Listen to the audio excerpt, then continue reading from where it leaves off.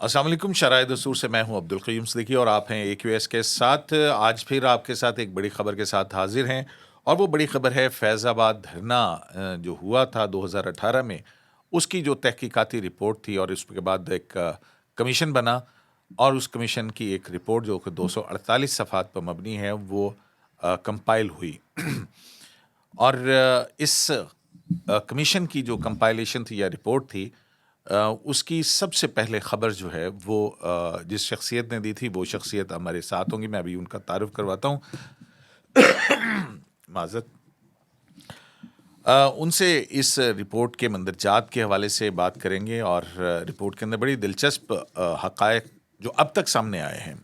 मसला ये है कि जब भी कोई कमीशन बनता है कमीशन ऑफ इंक्वायरी एक्ट के नीचे, तो उसकी रिपोर्ट उस वक्त बतौर एक अथेंटिक होती है जब फेडरल गवर्नमेंट खुद उसको जारी करे। बहरहाल सहाफ़ियों के अपने ज़राए होते हैं और उन ज़राए के ज़रिए से उस कमीशन की रिपोर्ट के अंदर क्या है। अब ये ख़बर जो है ये एक मेन स्ट्रीम मीडिया के ऊपर है। ये मेन स्ट्रीम मीडिया पर आने से तकरीबन महीना पहले जो है वो ब्रेक की थी मेरे साथ जो शख्सियत हैं शाहिद मेतला ने। शाहिद मेतला की क्रेडिट पे काफ़ी ख़बरें हैं और इन्होंने जनरल बाजवा का भी एक इंटरव्यू किया था, जो कि फिर बादशाह जनरल बाजवा जो हैं उन्होंने उससे इनकार कर दिया था। अब तक की जो मुबैना तौर पे जो ख़बरें चल रही हैं मेन स्ट्रीम मीडिया पे, उसमें ये है कि जनरल फैज़ को क्लीन चिट दे दी गई है और जो ज़िम्मेदारी है वो उस वक्त की पंजाब हुकूमत और उस वक्त पंजाब हुकूमत में शहबाज शरीफ थे, उनके ऊपर डाली गई है। बड़े दिलचस्प हक़ाइक़ हैं, उसको एनालाइज़ करते हैं। तो वेलकम शाहिद मेतला साहब। बहुत शुक्रिया और काफ़ी तवील इंट्रोडक्शन दिया आपने और बहुत शुक्रिया। फ़र्स्ट टाइम आपके साथ मैं ये पॉडकास्ट कर रहा हूँ। हाँ, नहीं बहुत शुक्रिया आपका कि आपने वक्त निकाला हमारे लिए AQS लाइव के लिए और हमेशा आप बड़ी मुतनाज़िया किस्म की ख़बरें जो हैं वो देते हैं और फिर हदफ़ तनक़ीद भी बनते हैं। हम लोग क्वेश्चन भी करते हैं कि लो जी ये क्या बात हुई, और वक्त से बहुत पहले दे देते हैं। ये क्या गिदड़ सिंगी है? बस इसके लिए गिदड़ सिंगी तो मेहनत है और थोड़ी बहुत बस दिलचस्पी जिस चीज़ में मेरी हो वो मैं कर लेता हूँ। बल्कि अभी इंटरेस्टिंगली मैं आपको बताऊँ कि मैं चीज़ें बड़े कन्विक्शन के साथ करता हूँ। अभी जो जब ये कमीशन जस्टिस तसद्दुक़ जलानी वाला कमीशन बना और उसके लिए उनको अप्रोच किया गया, तो मैंने बल्कि एक ट्वीट भी कर दिया था। मैंने कहा था Dawn leaks inquiry commission report वो भी मैंने ही ब्रेक की थी, जिस पे 2 मिनिस्टर्स फारिग हुए थे। और फिर ये फैज़ाबाद धरना कमीशन की रिपोर्ट भी मैंने ही ब्रेक की, 18 मार्च को मैंने दी थी। हालांकि उससे पहले मेरे पास सारी फाइंडिंग्स थी।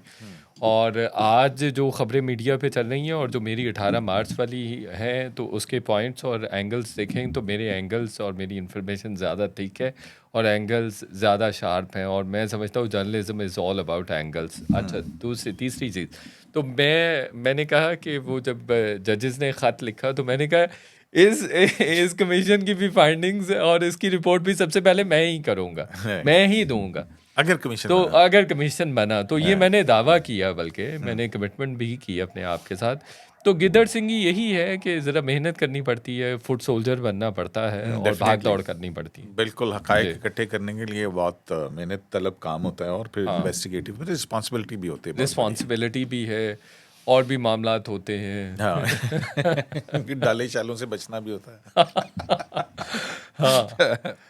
अच्छा, शायद दिलचस्प चीज़ें जो हैं वो बड़ी सामने आ रही हैं। अब मैं जी, क्योंकि फैज़ाबाद धरना को हमने कवर किया हुआ है, मैंने उसको सारे को रिपोर्ट भी किया हुआ है और फिर उसके बाद जब दोबारा ये मामला यानी 2018 में तो आ गई, उस फैज़ाबाद धरना का फ़ैसला करने का काज़ी फ़ाइज़ा को खमियाज़ा ये भुगतना पड़ा कि जनरल फैज़ और इमरान खान की हुकूमत ने एक रेफरेंस बोगस सा जो उनके खिलाफ डाल दिया और एग्जैक्टली। उसमें जो है वो अपने ब्रदर जजेस भी उन्होंने भी बड़ा अंदर से भी एक सहूलतकारी थी। एनीवेज वो 5 साल गुजर गए, उसके 5 साल के बाद फिर ये लगा, तो हुकूमत ने कहा कि जी हम इसको इम्प्लीमेंट करेंगे। अच्छा, मज़ेदारी की बात ये है, इस कमीशन की रिपोर्ट के अंदर जब ये TORs बन रहे थे तो अटर्नी जनरल ने एश्योर किया था सुप्रीम कोर्ट को, आपको याद है कि 15 के करीब रिव्यू पिटिशंस दाखिल कर दी गई थी जी, जी, जी। जिसमें वजारत वो जो बाद में दिफा, विड्रॉ भी हो शेख गई। रशीद, अपना वो मुस्लिम लीग ज़िया वाले जो हैं, अपना ज़ियाउल हक साहब के एमक्यूएम ने भी बेटे, गिर दी थी। MQM, हाँ, पाकिस्तान तहरीक इंसाफ, फेडरल गवर्नमेंट, सब ने इकट्ठे उन्होंने कहा जी हम अपना रिव्यू वापस ले रहे हैं। बिल्कुल ऐसा ही है। तो वो उस पे फिर एक बड़ा हुआ था कि हु इज़ वो जो I mean who is mastering them. हाँ, ऑर्केस्ट्रा ऑर्केस्ट्रा क्या है ये, कोई हु इज़ हाँ, ऑर्केस्ट्रेटेड ऑल सच थिंग्स। जी, जी, जी, बिल्कुल। तो वो उसको भी शामिल किया जाए कि क्यों इन्होंने वापस ली थी, वो इस रिपोर्ट के अंदर उसको डिस्कस किया इन्होंने। अच्छा, मेरी सिद्दीकी साहब, मैंने रिपोर्ट एज़ सच अभी जो है वो पढ़ी नहीं है। मैं इसका थोड़ा-सा मोटा-मोटा लो आप बता देता हूँ, फिर हम अहम पॉइंट्स की तरफ आएँगे। ये 170 पेजेज़ की एक रिपोर्ट है, 170 राइटिंग है, 170 पेजेज़ राइटिंग के है, और फिर उसके साथ एनेक्सेस वगैरह भी लगे हुए हैं। तो वो इस तरह से मिला के वो 170 से बट जो ज़्यादा बन जाती एजाज है। सैयद की रिपोर्ट है वो कहते हैं कि ये अराउंड 248 वो पेजेस हैं। उसमें नेक्सेस वगैरह भी लगे हुए हैं ना, नेक्सेस वगैरह भी हैं, कुछ और चीज़ें भी बाद में भी ऐड हुई हैं। मैंने 18 मार्च को ये ख़बर दी थी, 18 मार्च से पहले से मेरे पास थी, लेकिन जो मैंने चीज़ें दी हुई हैं इसमें, जो हक़ाइक़ दिए हुए हैं, जो इन्फॉर्मेशन दी हुई हैं, वो इन्फॉर्मेशन याद रखें, वो इन्फॉर्मेशन अभी भी आज के दिन तक भी सरफेस नहीं हुई है, अभी भी, इस वक्त भी, जब मैं अच्छा, और वो आप ये क्या है? पॉडकास्ट कर रहे हैं। वो उसमें काफ़ी सारे पॉइंट्स हैं। उसमें फॉर एग्ज़ाम्पल जैसे 38 गवाहान पेश हुए, और उनको समन किया गया, जिसमें 2 गवाहान पेश नहीं हुए, शहबाज शरीफ और जनरल फैज़। जनरल फैज़ ने कहा, वो ये बात भी अभी तक मीडिया में नहीं आई, अभी तक ये बात की गई है कि जनरल फैज़ को क्लीन चिट दी गई है, बट जनरल फैज़ को 2 दफ़ा समन किया गया। जनरल फैज़ ने कंडीशन किया कि अगर आप वज़ारत दिफ़ा आके मुझे रिकॉर्ड कर सकते हैं, स्टेटमेंट ले सकते हैं, तो आप ले लें, और अगर आप ऐसा नहीं कर सकते तो फिर मैं स्टेटमेंट जो है वो नहीं दूंगा, या मैं भिजवा दूंगा। एक बात उसमें फिर हुआ ये कि जब इनकी जो ये 3 रुकनी कमीशन था, इनका फिर आपस में इस्लाह मशवरा हुआ, मशावरत हुई। उसमें एक मेंबर ने कहा कि हमें नहीं जाना चाहिए, मैं उस मेंबर का नाम डिस्क्लोज़ नहीं करूँगा, मुझे उसके नाम का पता है। 2 मेंबर्स ने कहा कि कोई हर्ज नहीं है, हम वज़ारत दिफ़ा जाके उनका बयान, स्टेटमेंट रिकॉर्ड कर लेते हैं। लेकिन जो एक मेंबर था उसने कहा नहीं, ऐसे नहीं लगना चाहिए कि हम बतौर विटनेस जा रहे हैं, या हम प्रोसिक्यूट हो रहे हैं, हम इन्वेस्टिगेट हो रहे हैं, ये नहीं लगना चाहिए, बल्कि जो जिस आदमी को हमने बतौर विटनेस या बतौर एक्यूज़ हम समन कर रहे हैं, तो उसी को आना चाहिए।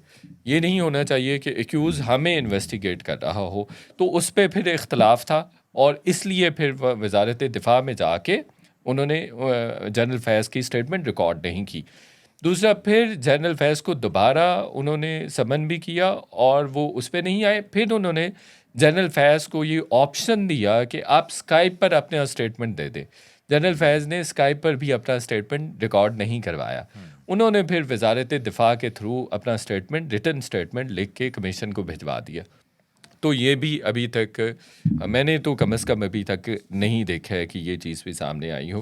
फिर शहबाज शरीफ के हवाले से भी काफ़ी सारी चीज़ें उस तरह से रही हैं। अब वो अच्छा, ये इलेक्शन। बड़ी मज़े की चीज़ है हाँ, कि जो अब तक की रिपोर्टेड, मतलब है कि मुबैना तौर के ऊपर जो रिपोर्ट हुई हैं चीज़ें, पहली बात तो ये है कि यहाँ पे एक वजाहत बड़ी ज़रूरी है कि कमीशन की रिपोर्ट उस वक्त एक ऑथेंटिक समझी जाएगी जब फेडरल गवर्नमेंट उसको सबमिट करेगी।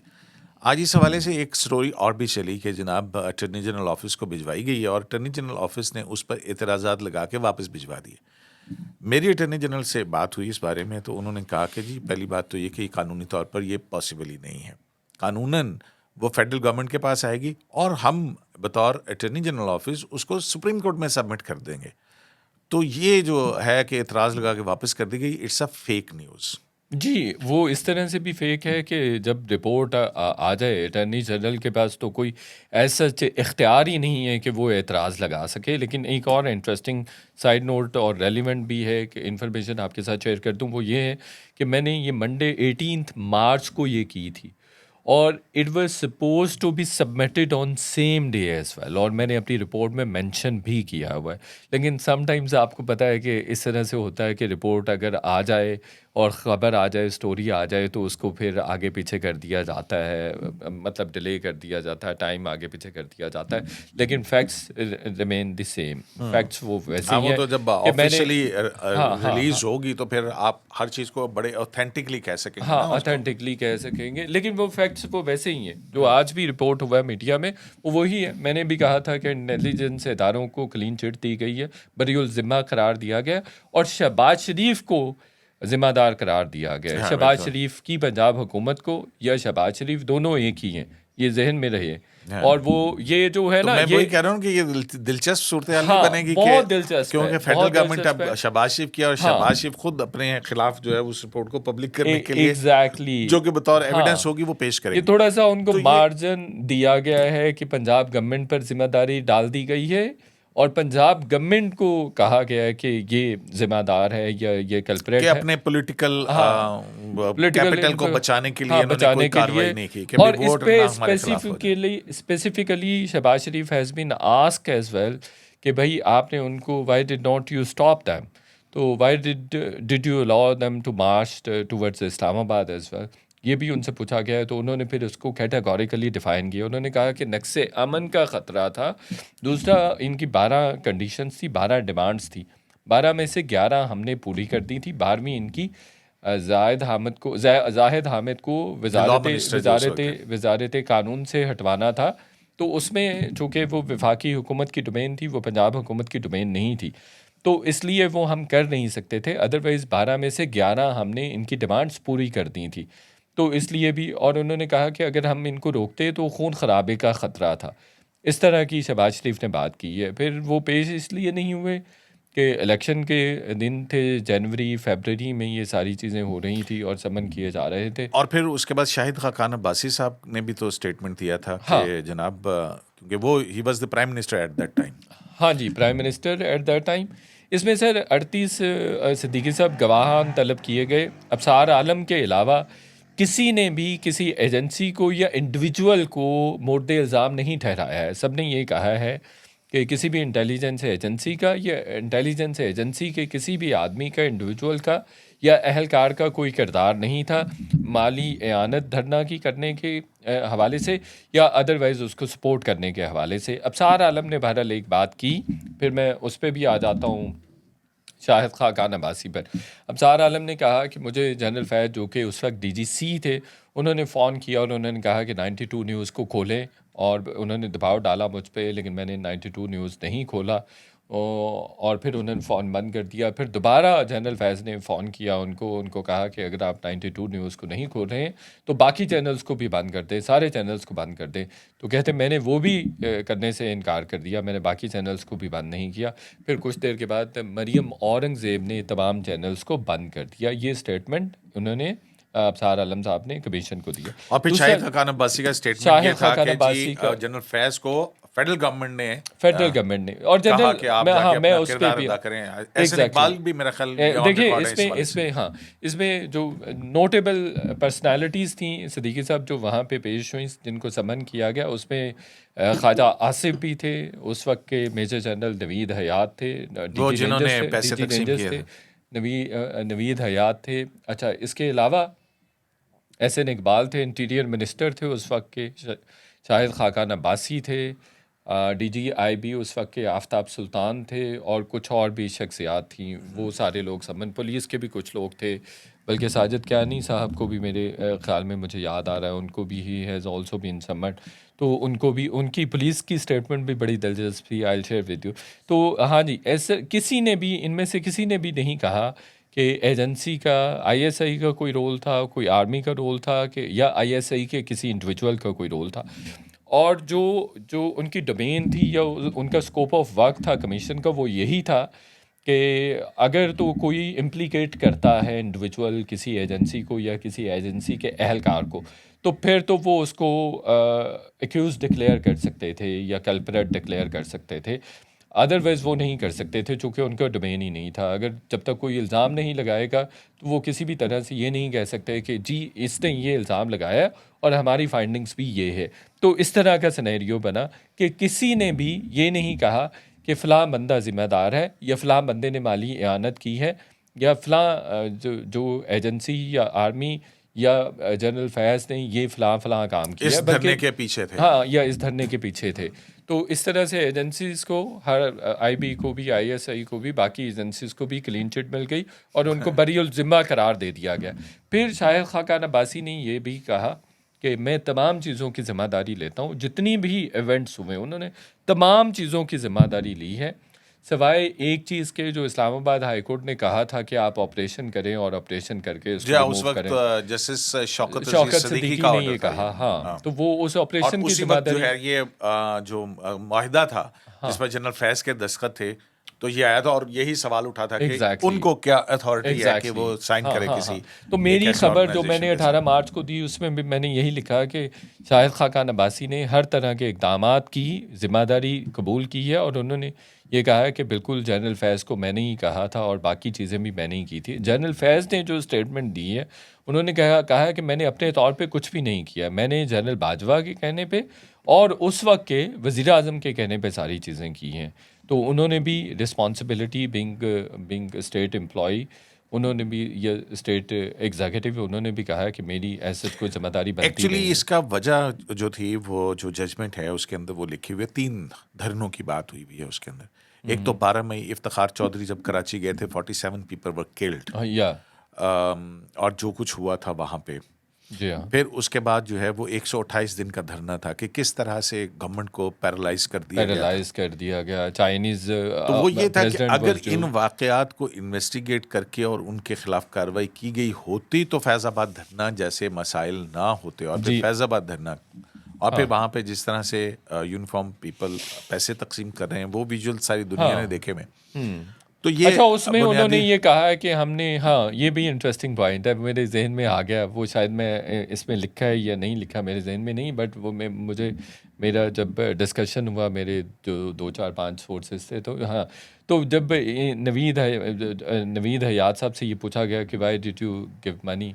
तो उन्होंने कहा, तो हम तो we just wanted to facilitate them so they can go back to their homes, और वो बेचारे अबैंडन्ड थे इन सच एज़ सच, और उनके पास पैसे वैसे नहीं थे। तो हम तो उनको वैसे फाइनेंशियली सपोर्ट कर रहे थे कि अपने घरों को वापस जा सकें। तो ये हमारा पर्पस था, इसके अलावा कोई पर्पस नहीं था। अच्छा, दूसरा ये है कि एक और बहुत अहम बात है, आफ़ताब सुल्तान साहब, साबिक डीजी आईबी, उन्होंने भी कहा कि उन्होंने उनका नाम है या फवाद हसन, नहीं, मैंने जो। फ़वाद असदुल्ला को भी बुलाया गया, फ़वाद हाँ, असदुल्ला जो को इस भी वक्त बुलाया मौजूदा गया, जो डीजीआई। मौजूदा डीजीआईबी हैं। उन्होंने भी कहा कि कोई एजेंसी का, किसी भी एजेंसी का रोल नहीं था, किसी इंडिविजुअल का रोल नहीं था। और फिर अगेन आफ़ताब सुल्तान साहब ने भी, he is also very notable figure, और उनके बारे में कहा जाता है is blunt, bold and brave. हाँ, चेयरमैन नैब और उन्होंने हाँ, इस्तीफा हाँ, दे दिया हाँ, फिर तो वो सारा उन्होंने ही ठीक। Designed as well. तो उन्होंने भी कहा कि कोई भी इंडिविजुअल या कोई भी एजेंसी इस धरने के पीछे नहीं था। उन्होंने भी किसी के अगेंस्ट जो है वो स्टेटमेंट नहीं दिया है। तो ये भी मेरी स्टोरी में ये भी एक अहम बात अच्छा, थी। जी हाँ। तो ये तो मेन चीदा चीदा आ गए बातें। अच्छा, एक और भी बड़ी मज़े की बात है, आपको याद है कि जज साहिबान ने जो ख़त लिखा, 6 जज साहिबान इस्लामाबाद हाई कोर्ट के, और फिर उसके बाद जो है वो एक मुलाकात हुई फुल कोर्ट मीटिंग के बाद कि प्राइम मिनिस्टर से जो है इस मामले को टेकअप किया जाए। जी और हाँ, जी हाँ। सीनियर प्यूने जज जस्टिस मंसूर अली शाह, काजी फ़ैज़ ईसा और रजिस्ट्रार जो हैं, उनकी मुलाकात हुई थी प्राइम मिनिस्टर, अटॉर्नी जनरल और लॉ मिनिस्टर आज़म नज़ीर तारड़ के साथ। उसमें जो फिर फुल कोर्ट का एलामिया आया, उसमें प्राइम मिनिस्टर ने एश्योर किया कि वो इन डिपार्टमेंट्स के खिलाफ एक्शन लेंगे, मुदाखलत के हवाले से जो है वो ऑर्डर्स पास करेंगे, उनको रिस्ट्रिक्ट करेंगे। और साथ ही उन्होंने यकीन दहानी करवाई थी कि इंटेलिजेंस एजेंसीज के जो किरदार है इस हवाले से कानून साजी का अमल भी शुरू किया जाएगा। अब बड़ी दिलचस्प सूरत हाल है कि उसके बाद कमीशन तो नहीं बना, लेकिन वो कमिटमेंट तो वहाँ मौजूद है प्राइम मिनिस्टर की। अब यहाँ पे फैज़ाबाद धरना केस की इस रिपोर्ट के अंदर जिम्मेदारी पंजाब हुकूमत के ऊपर डाल दी गई है। ये रिपोर्ट पब्लिक उस वक्त होगी जब फेडरल गवर्नमेंट साइन करेगी उसको एक एज एन एविडेंस के, जी, एग्ज़ैक्टली। और सुप्रीम कोर्ट में जब आएगी तो फिर और बहुत सारी चीज़ें जो हैं वो खुलेंगी, क्योंकि फैज़ाबाद धरना केस के अंदर 17 के करीब डायरेक्शंस हैं, जिसमें मोटी मोटी यही थी कि जिम्मेदारों का तयन किया जाए और जिन्होंने हल्फ की खिलाफ वर्जी की है उनके खिलाफ क्या कार्रवाई की गई है, इंटेलिजेंस एजेंसीज के किरदार के हवाले से एक कानून साजी की जाए। और जी फिर हाँ। उसमें और भी है कि इंसाइटमेंट टू वायलेंस के हवाले से जो पीका ऑर्डिनेंस है उसकी इम्प्लीमेंटेशन भी वो है, और फिर जलसे जुलूस के हवाले से। तो ऑलरेडी ये सारी चीज़ें सुप्रीम कोर्ट की जजमेंट के अंदर हैं, जो हम रिकमेंडेशन देख रहे हैं इनकी, तो कमीशन ने हाँ किया क्या?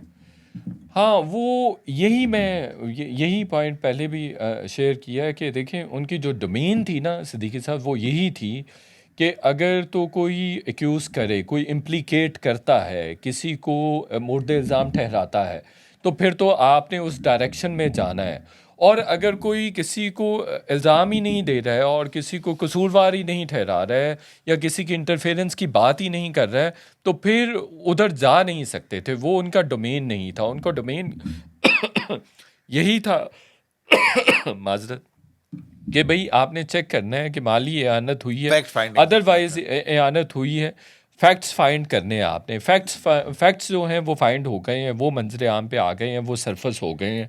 लेकिन इसमें बहुत इंटरेस्टिंग चीज़ ये हुई है कि शहबाज शरीफ साहब को जिम्मेदार करार दिया गया। ये बारीक वारदात है, मरे ये थे बहुत बारीक वारदात बड़ी मैं ये बड़ा इंटरेस्टिंग पॉइंट है। अच्छा हाँ चलें, ये तो हम यहाँ पे रैप अप करते हैं। एक और भी केस है, उसके अंदर भी आपका बड़ा नाम आता है।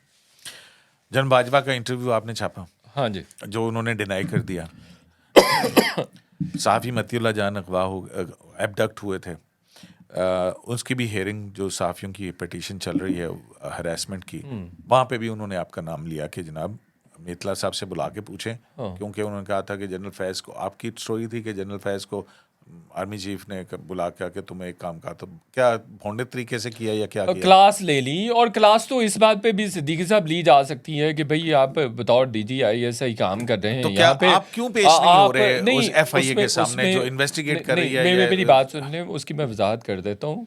वैसे ये हमने पहले डिस्कस नहीं किया था कि हम ये डिस्कशन करेंगे, लेकिन चले मैं वजाहत दे देता हूँ आपको इस बात की भी।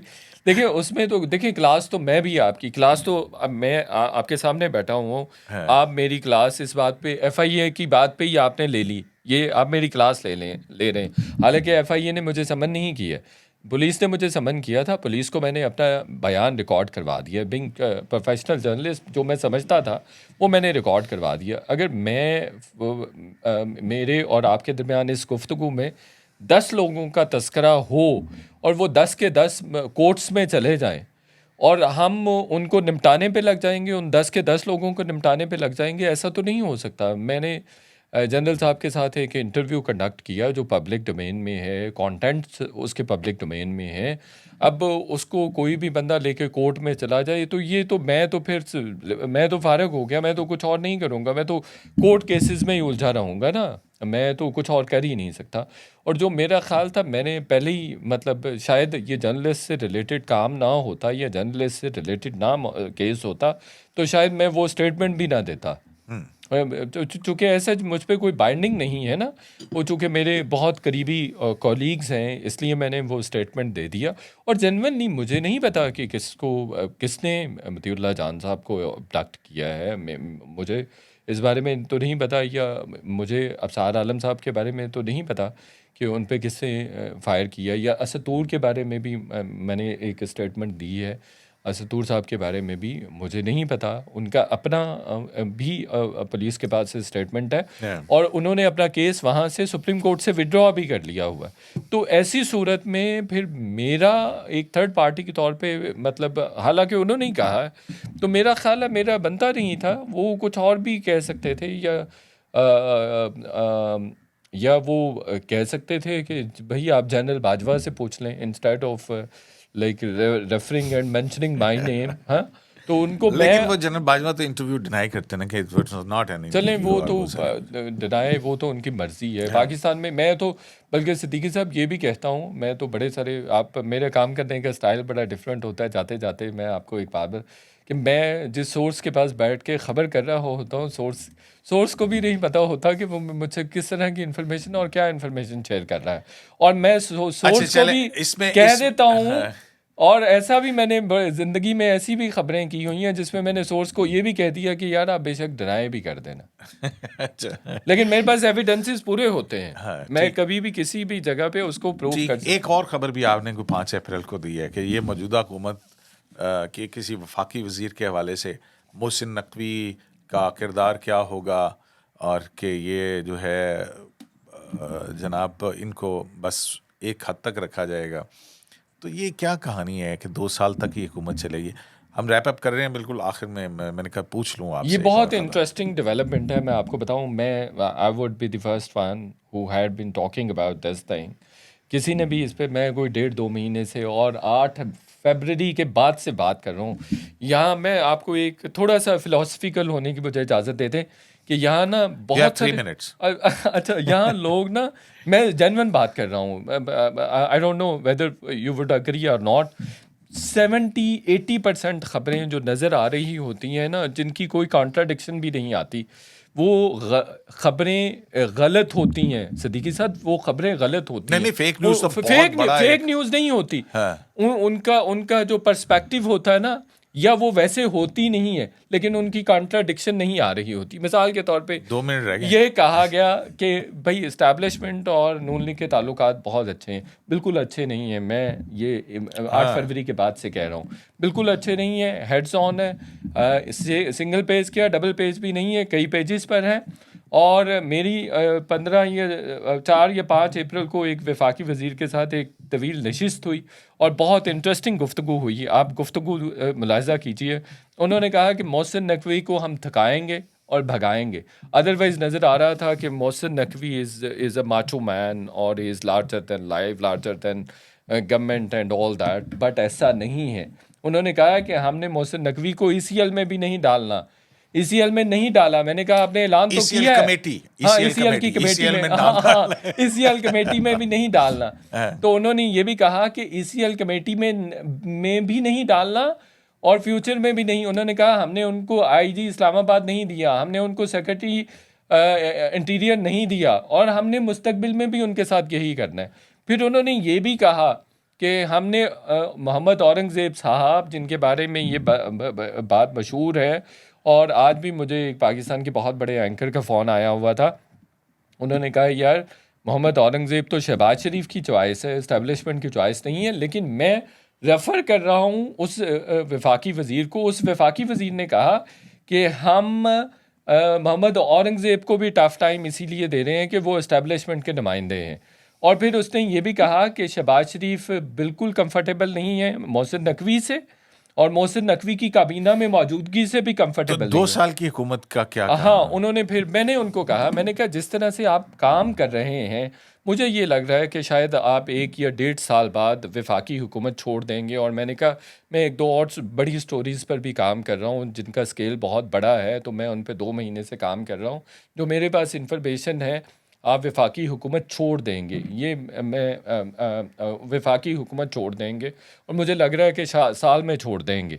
तो उन्होंने कहा नहीं, साल में हम ये हुकूमत नहीं छोड़ेंगे। हमारे जो बड़े लीडरशिप है, और वो वफाकी वज़ीर राइट हैंड है शहबाज शरीफ साहब का, उन्होंने कहा सिद्दीकी साहब, उन्होंने कहा नहीं, साल में नहीं छोड़ेंगे, 2 साल में हमारा इरादा है कि 2 साल में हम काम करें, फिर हम मिड टर्म इलेक्शंस में जा सकते हैं।